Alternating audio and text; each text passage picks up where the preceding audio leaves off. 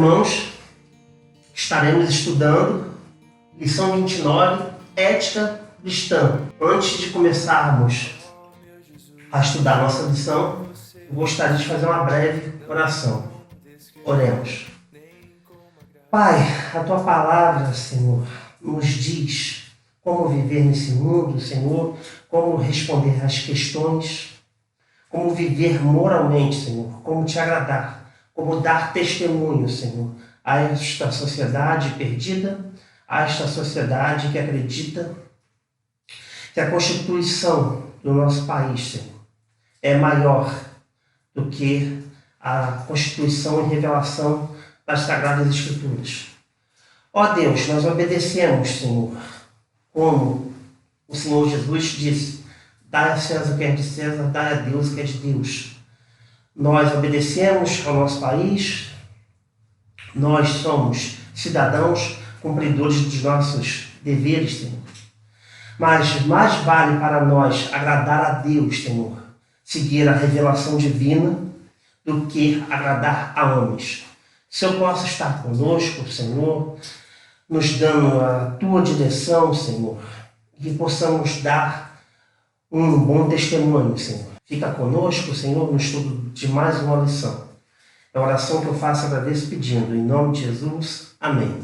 No link desta lição estará também disponível em PDF esta lição da nossa revista da Escola Bíblica Dominical. Iniciaremos na página 134, fazendo uma breve introdução que diz assim: a palavra ética, do grego ethos, significa conjuntos de costumes, hábitos fundamentais desenvolvidos no âmbito do comportamento e da cultura característico de uma determinada coletividade, época ou região. A ética cristã pode ser assim definida: é o conjunto de princípios baseados nas Escrituras, principalmente nos ensinos de Cristo e de seus apóstolos, cujo objetivo é orientar a conduta do cristão, enquanto membro de uma sociedade politicamente organizada. O que isto quer dizer? Nós temos os nossos costumes sociais e coletivos, nos quais todo cristão participa e está inserido, seja na cobrança e pagamento de impostos, seja no cumprimento da Constituição Federal ou Código Penal e Civil. Todo cristão deve se submeter às autoridades de seu país. Isto é uma ordenança bíblica, é uma ordem restrita de Deus. As autoridades foram constituídas para conter o mal e conter o caos. Porém, o cristão, ele entende que nem todas as normas contidas nestes códigos ou Constituição vão fazer que os homens e cidadãos e mulheres de seus respectivos países se tornem moralmente corretos. Uma coisa é o quê? Uma particularidade seria a condição civil do cristão, onde ele está inserido, onde ele é obrigado a cumprir. A outra é a questão moral, onde as Sagradas Escrituras nos ensinam, através de Jesus Cristo, como proceder, como agradar a Deus, como possuir a herança do reino de Deus. Então aqui, os cidadãos do Brasil, que não são cristãos, eles não conhecem uma identidade moral. Eles cumprem aquilo que são obrigados a fazer, aquilo que muitas vezes eles nem concordam.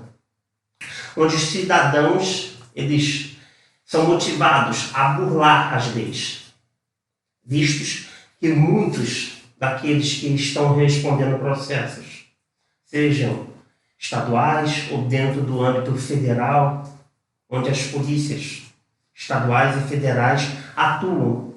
Eles, quando possuem recursos, eles pagam advogados para que possam burlar ou achar brecha na lei, para levar um recurso até o superior tribunal e assim continuar em liberdade, adquirindo o quê? Uma impunidade, um mau testemunho. Mas as pessoas que não possuem esse recurso são obrigadas a fazer o quê? A seguir pedagogicamente, didaticamente, paulatinamente, todas as leis. Ou seja, muitas vezes a Constituição Federal, o Código Penal ou Civil, ele favorece as pessoas que possuem recursos. Já as Sagradas Escrituras, as divinas revelações contidas na Bíblia Sagrada, não apontam para isso. Elas apontam para o caráter de Deus, aquilo que Deus revelou como acusação no Antigo Testamento, através das 613 leis. Estas leis que não poderiam salvar o homem, pois nenhum homem foi capaz de cumprir todas essas leis, visto que nós viveríamos num efeito dominó. Uma lei que você não pratica das 613 derruba todas que você praticou. A lei, como diz Romanos 10, ela não deixa de ser santa, porque o caráter de Deus continua santo. Mas demonstra o quê? Demonstra que para o homem é impossível viver pelas suas obras. Somente a fé em Deus, somente fazendo o que o nosso Senhor Jesus nos ordenou, é que teremos salvação. Isso é dom de Deus, é a graça de Deus. Não vem de nenhum homem, para que ninguém se glorie. Continuando no segundo capítulo, da página 134. A ética secular está para o conjunto de hábitos e costumes. E a ética cristã trata da revelação da vontade divina. A ética secular difere da ética cristã em muitos pontos. Destaca-se que a ética secular é relativa, e a ética cristã é normativa, conforme está no Salmo 119, versículo 96, e Romanos 7, versículo 12, entre outras diferenças. O que significa aqui normativa? Significa que a revelação contida nas Sagradas Escrituras são verdades absolutas. Não há contestação. Ainda que durante os séculos, todas as correntes racionais e filosóficas que tentaram explicar a fé e a razão, elas fracassaram. Ainda que a igreja tenha fracassado em seu propósito de fazer a diferença, de cumprir aquilo que a doutrina dos apóstolos ensinaram, que seria o partir do pão, tornar tudo comum, se preocupar com todas as comunidades, principalmente as menos favorecidas, pois foi assim que os cristãos se tornaram destaque no Império Romano, principalmente a partir do século III depois de Cristo, com o imperador Constantino. Pois há muitos escritos que dizem que os imperadores e os nobres do Império de Roma diziam o quê? Estes que cuidam dos menos favorecidos, dos escravos, e quando estão doentes, com moléstias, sejam elas malária ou lepra, nós que somos donos, não queremos compromisso com eles, pois estão doentes.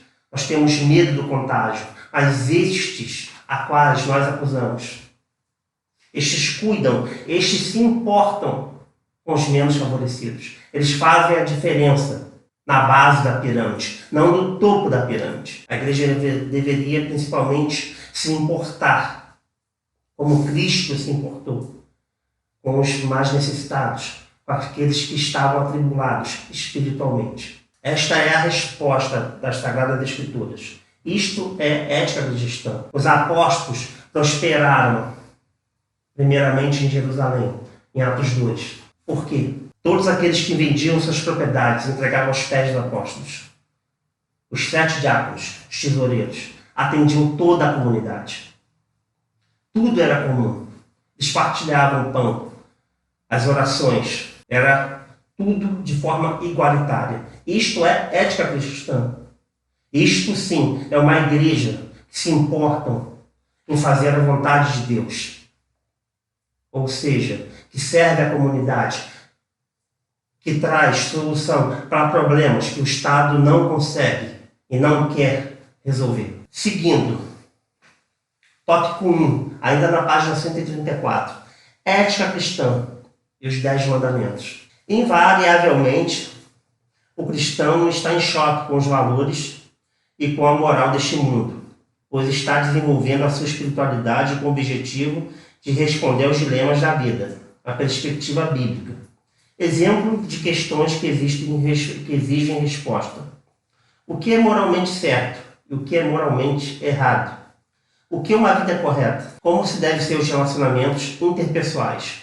Entre outras questões. Partindo para a explicação das correntes filosóficas, como elas responderiam? O racionalismo diria o quê? O que é moralmente certo? É o que se pode provar através de experiências.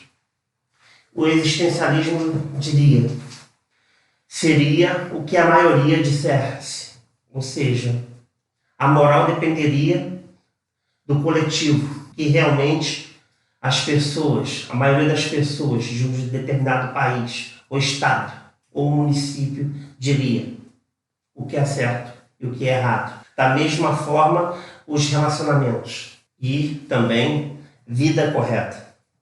Isto pode variar mediante a cada corrente filosófica, por aquelas principalmente que não consideram as Sagradas Escrituras e tentam, através de cotas, definir a moral. Então, quando a maioria pensa de uma forma enganosa, colocando os códigos civis acima da revelação divina, não há o quê? Não há solução dos problemas. Há, sim, uma solução paliativa do problema. E a sociedade que deveria ser mais crítica, não aplicando o método histórico crítico liberal, vindo do existencialismo ou do iluminismo. Eu estou dizendo aqui uma crítica, através da soberania bíblica, para problemas práticos em nossa cidade, como existe hoje as cristolândias, as igrejas que adentraram dentro das cracolândias, para livrar aquelas pessoas do mal súbito, livrar dependentes químicos da perdição, seja ela espiritual, física, psicológica. A igreja tem que cumprir a sua vocação. A igreja tem que tomar o seu lugar de destaque. Continuando, na página 135, os desafios para a família cristã. O cristão não está passivo diante desses temas. Está ativado pelo amor de Deus ao próximo e movido pelo senhorio de Cristo, através do Espírito Santo de Deus. Por isso está certo que as respostas que encontra na Bíblia são diferentes das dos seus amigos e até mesmo de familiares que não conhecem a Cristo. Sobre este dilema, Agostinho de Hipona, em seu livro A Cidade de Deus, descreveu que a graça de Deus seria indispensável para transformar o caráter do homem, para viver de acordo com os padrões que ele estabelecera. Na sua visão, os códigos, as leis, não conseguem levar o homem a agir de forma ética, mas somente o novo nascimento afirma que todo esforço humano só serve para disfarçar a natureza caída, refletida no coração. O que Agostinho está dizendo aqui em seu livro A Cidade de Deus é, através dele ser um filósofo que se converte, que aceita a Cristo como Senhor e Salvador da sua vida, ele diz, ainda que eu seja filósofo, ainda que eu tenha conhecimento e aplique, seja um simpatizante do neoplatonismo, a filosofia ela é uma empregada, ela é um suporte para a aplicação da revelação divina. Certo? A Cidade de Deus aqui diz o melhor sistema para o mundo seria o sistema teocrático. Não o sistema teocrático como na época do rei Davi, onde as 613 leis eram o código penal, civil e espiritual da sociedade hebraica da época do rei Davi. Mas ele está dizendo aqui, as revelações divinas, principalmente os ensinos de Jesus Cristo, nosso Senhor, em sua totalidade, os capítulos 5, 6 e 7 do Evangelho de Mateus, nos ensinariam como viver de forma justa. Aqui ele propõe uma teocracia. Ele diz que não foram os cristãos que estavam acabando com o Império Romano, mas a invasão bárbara simplesmente era uma punição de Deus ao Império, que tanto perseguia e tentava exterminar o cristianismo no mundo. Quanto mais perseguido, mais o cristianismo fazia diferença. As pessoas eram comprometidas. Certo? E essa ideia de fé e razão de Agostinho, um dos doutores da igreja, prevaleceu do século IV até o século XIII. Era uma época em que as pessoas consultavam as Sagradas Escrituras, onde as Sagradas Escrituras eram levadas a sério no mundo oriental e ocidental, tanto no Império Romano quanto no Império Bizantino, onde as duas igrejas, a Igreja Ortodoxa e a Igreja Romanista, elas eram guiadas pela Palavra de Deus. Após o século XIII, houve o quê? Houve uma substituição da fé e razão agostiniana e dos pais da igreja pela escolástica, que dizia o quê? Não, nós temos que separar fé e razão. A nominalista dizia o quê? Não, o conceito de fé e razão, ele é subjetivo. Deus é uma pessoa relativa. Anselmo dizia, um erudito da igreja romanista, dizia que poderia-se entender todos os ditos cristãos sem consultar a Bíblia, as Sagradas Escrituras, a revelação de Deus. Já Abelardo dizia, não, Deus é absoluto. As epifanias de Deus são relativas? Não, são absolutas. Mas o entendimento do homem quanto a Deus, eles são relativos. E Tomás de Aquino tentava fazer o meio termo. Essas duas correntes simplesmente vinham da onde?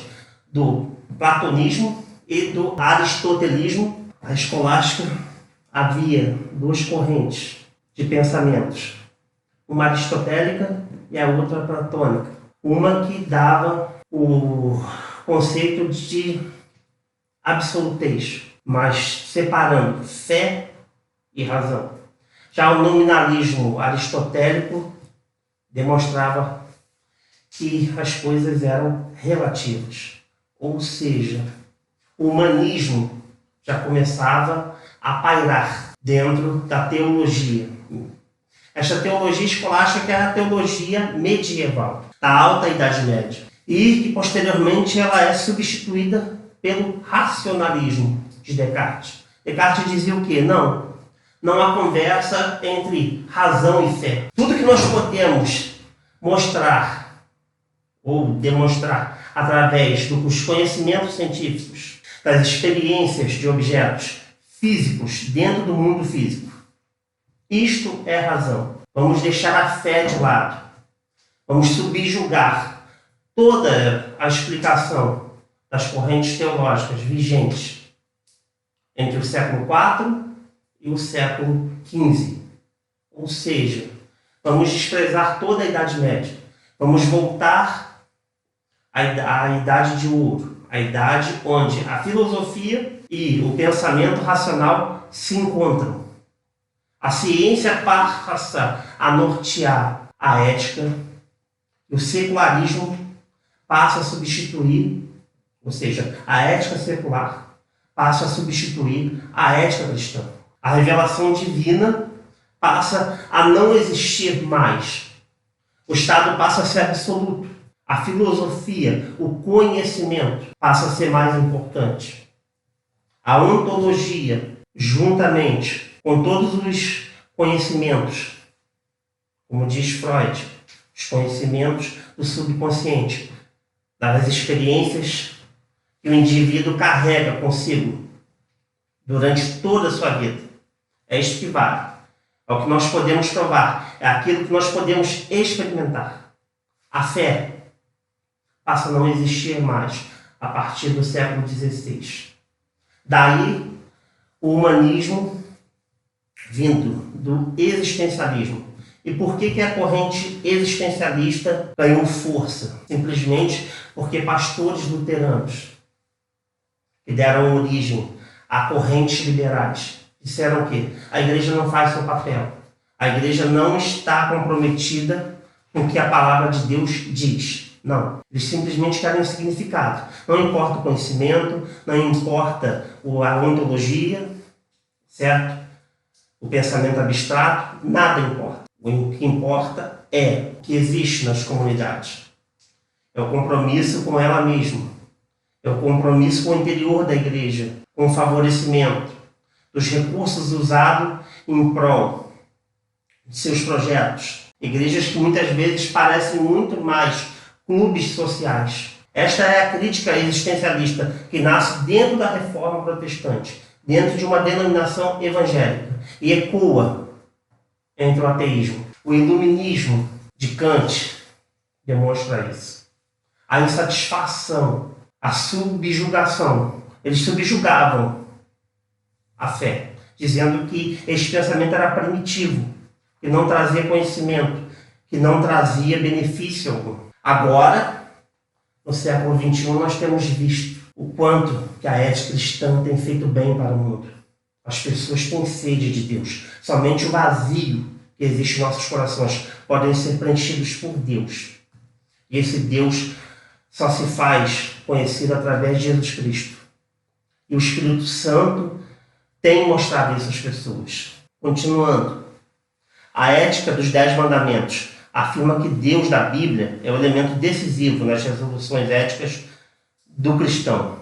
O cristão tem sua vida centrada em Deus, e o homem em Deus é um ser livre, responsável para responder à palavra do seu Criador e Salvador.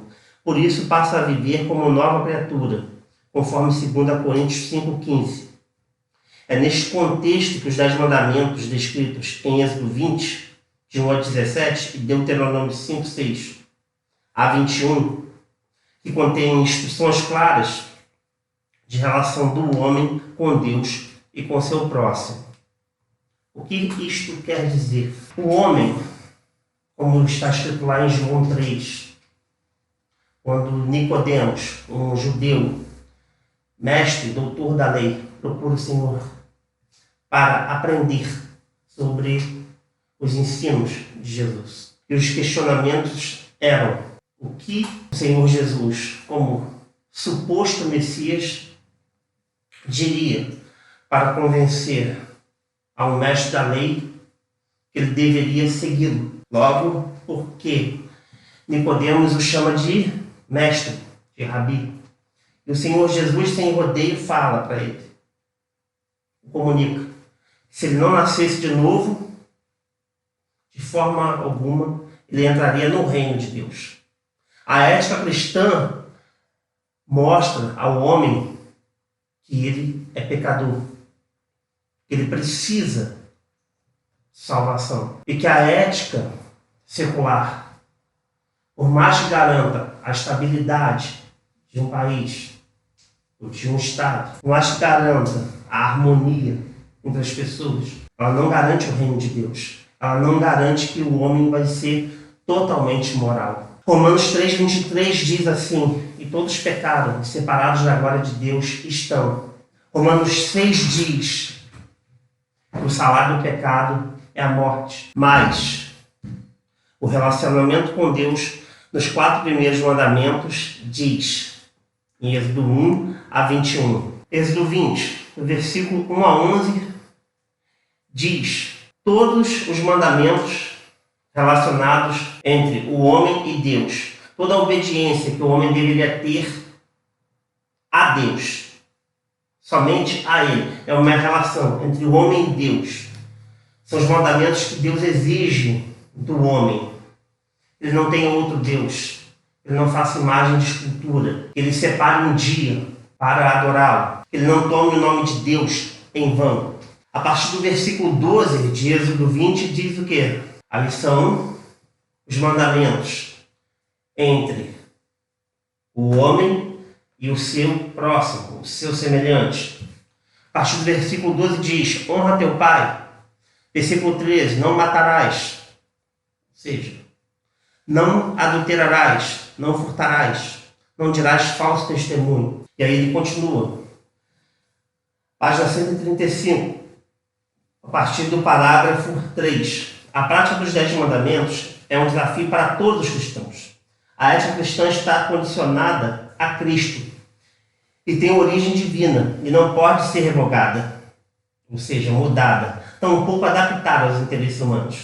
A ética cristã não exclui a razão, mas leva a obediência a Cristo, conforme 2 Coríntios 10, 5. E para finalizar, a ética cristã e as bem-aventuranças, capítulo 2, da página 135. As bem-aventuranças trariam alegria e esperança ao povo oprimido, inseguro, carente de esperança e refrigério. Os judeus aguardavam pelo Messias, que o libertaria de um poder político, portanto suas expectativas eram terrenas. Jesus Cristo, com as bem-aventuranças, traz um ensino transcendente. O que isso significa? Todos os judeus que ouviram falar que Jesus Cristo era o Messias, inclusive os apóstolos, esperavam a restauração do reino de Israel. Assim como Deus livrou todos os hebreus do cativeiro no Egito, na Babilônia, eles esperavam que o Senhor Jesus iria livrá-los do jugo, do poder romano. Ele viria como um leão. Mas o Senhor Jesus veio como um cordeiro, como o profeta João Batista diz: eis o Cordeiro de Deus que tira o pecado do mundo. O Senhor Jesus, através da promessa do Espírito Santo de Deus, o Consolador, ele demonstra que o reino de Deus seria instaurado através da conversão de todos os povos. A grande comissão diz: o que a grande comissão diz? A partir do versículo 28. Que o reino de Deus deveria ser levado a todas as etnias, a todos os povos, a todas as nações. A todos. Não poderia ficar restrito aos judeus. Ainda que os apóstolos, os 12 apóstolos, entenderam, primeiramente, que o evangelho ficaria restrito aos judeus. Mas não foi assim. O Senhor Jesus, em Atos 1, no versículo 8, diz: e ser-me-eis testemunhas em Jerusalém, na Judéia, em Samaria e em todos os confins da terra. Ou seja, os confins da terra para os apóstolos seriam Roma. O apóstolo Pedro entende isso em Atos 10, quando Deus, através daquela visão, mostra: não chamem de impuro aquilo que eu santifiquei. Ele inicia a grande comissão, a evangelização dos gentios, na casa de Cornélio. Paulo, quando é chamado para o ministério, ele primeiramente fala para os reis e para os judeus. Ele disputa nas sinagogas, ele dialoga, ele conversa. E muitas discussões foram ganhas, outras não puderam ser ganhas, porque os judeus, eles armaram uma confusão para que o evangelho não fosse pregado em algumas cidades e sinagogas. Mas em outras cidades, todo o povo, em sua totalidade, foi alcançado. Até que o apóstolo Pedro planta a igreja em Roma. O apóstolo Paulo, utilizando aquela comunidade como parceira, tenta ir até a Espanha, ou seja, até os bárbaros, sendo que ele já tinha passado pela Grécia e pela Ásia Menor. Ou seja, a ética, a vontade de Deus, os preceitos de Deus, os costumes da igreja, os costumes da comunidade apostólica, da igreja primitiva, chegou até todos os povos daquela época. É a missão da igreja hoje, entendendo a ética cristã, através da revelação divina, que nós devemos alcançar todas as pessoas, de nosso bairro, de nosso estado, de nosso país. Considerações finais. A ética cristã aponta para uma conduta ideal, em conformidade com a base imutável, que é a palavra de Deus. Esta ética está interiorizada no coração daquele que recebeu uma nova vida em Cristo, daquele que nasceu de novo. Por isso, Jesus Cristo apresenta as bem-aventuranças como as ações práticas. E é o grande desafio, só realizável pelo caráter transformado. A ética cristã está ligada à moral e ensinamentos encontrados na Bíblia, exemplificados através dos 10 mandamentos. Mas ela não produz legalismo religioso. Antes, tem um vínculo profundo com a graça e o amor de Deus. É impossível não viver as alegrias provenientes dos ensinos das bem-aventuranças, através das ações práticas ensinadas por Jesus Cristo. Em Mateus 5, versículo 1 ao 12. Os choques éticos que os cristãos enfrentam no dia a dia servem para moldá-lo à imagem de Cristo.